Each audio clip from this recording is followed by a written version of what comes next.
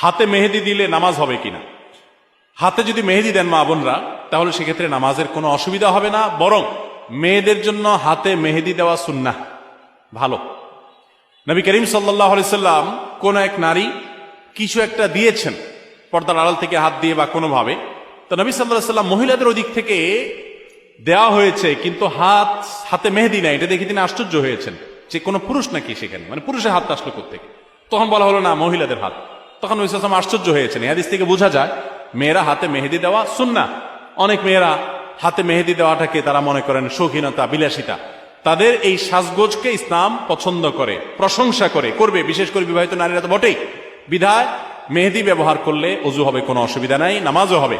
এমনকি আর্টিফিশিয়াল মেহেদি যেগুলো বাজারে পাওয়া যায়, টিউব মেহেদি বলা হয়, এগুলো দিলেও ওযু হবে।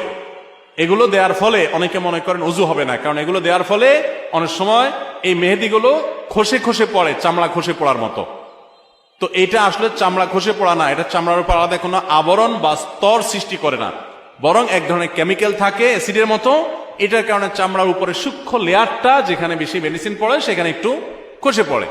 এর কারণে আলাদা লেয়ার যেহেতু হয় না, অতএব এগুলো দিলে ওযু হবে, নামাজও হবে। মেহেদি ব্যবহার করতে পারেন, কোনো অসুবিধা নেই। এবং মেহেদি চুলা ব্যবহার